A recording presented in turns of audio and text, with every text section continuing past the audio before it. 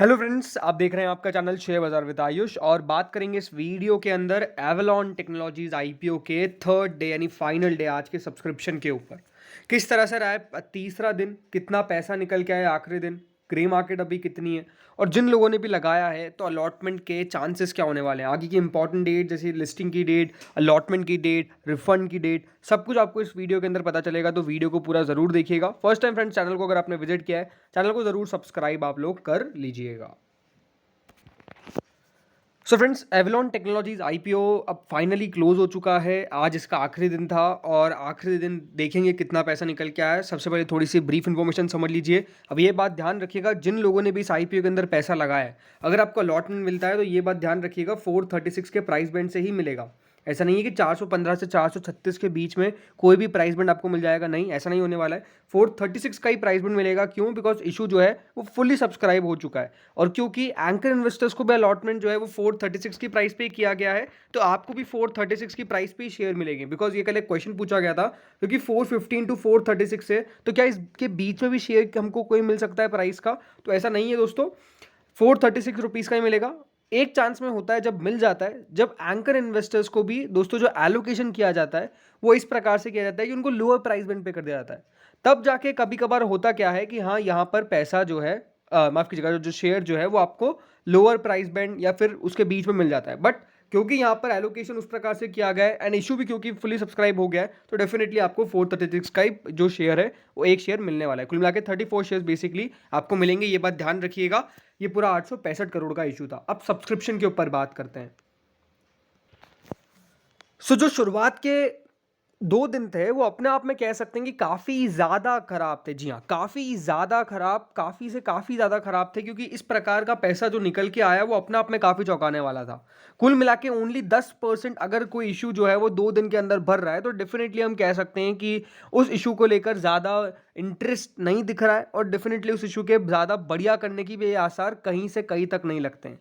But अब exactly हुआ क्या आज के फाइनल डे? बिकॉज ये बात ध्यान रखिएगा कि 2 दिनों के अंदर क्यूआईबीज का पैसा नहीं आया था और क्यूआईबी एक ऐसी कैटेगरी थी जो सबसे ज़्यादा जिनको पोर्शन दिया गया था, ऑलमोस्ट 50% प्लस। लेकिन इसके बदले अगर आप मैं बात करता हूँ एच एन आईज रिटेल की, तो रिटेल तो तब भी ठीक है, 48% के आसपास लगाया। एच एन आईज ने करीबन 5% के आसपास लगाया, कुछ खास नहीं था, बट रिटेल तो लगा रहा था। अब फाइनल डे किस प्रकार का पैसा है वो समझते हैं।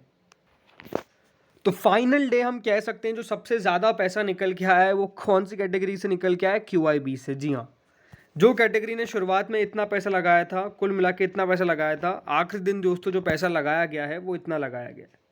तो लास्ट डे बेसिकली क्यूआईबीज पैसा लगाते हैं, उसके पीछे का कारण है कि यहाँ पर क्यूआईबीज हमेशा आखिरी दिन देखते हैं कि किस तरह का यहाँ पर हवा है। अगर अच्छा इशू होता है तो काफ़ी ज़्यादा पैसा, बट कम होता है तो इसी प्रकार का पैसा बेसिकली निकल के आता है। और 3.77 टाइम्स कुल मिलाकर क्यूआईबीज ने दोस्तों इस पोर्शन को भर दिया। एंड क्योंकि देखिए 50% ऑफ द पोर्शन जो है वो क्योंकि क्यूआईबीज के लिए ही था, तो जब उन्होंने 2 टाइम धरा तब जाके दोस्तों ये जो इशू था वो बेसिकली फुली सब्सक्राइब हो गया था।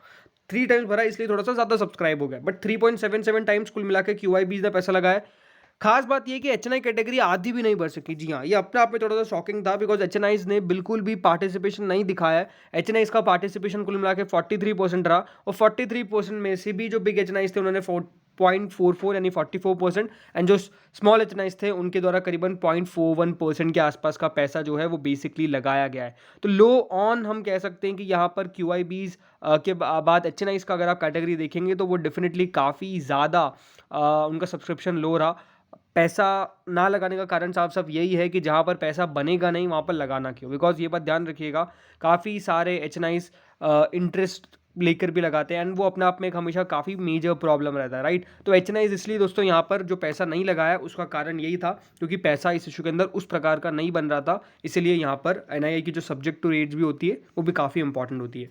अब रिटेल की बात करते हैं। अब रिटेल ने कुल मिला के दोस्तों इस इशू को क्लोज टू 1 टाइम्स के आसपास भरा, यानी 88% के आसपास का सब्सक्रिप्शन जो है वो बेसिकली आया है रिटेल कैटेगरी से। और कुल मिलाकर ये जो इशू है वो 2.34 टाइम्स दोस्तों बढ़ चुका है। 2 गुना के आसपास ये इशू जो है वो भरा है। अब इंपॉर्टेंट क्या है कि रिटेल के अंदर अलॉटमेंट तो फर्म अलॉटमेंट है, आपको 100% इसके अंदर अलॉटमेंट मिलने वाला है।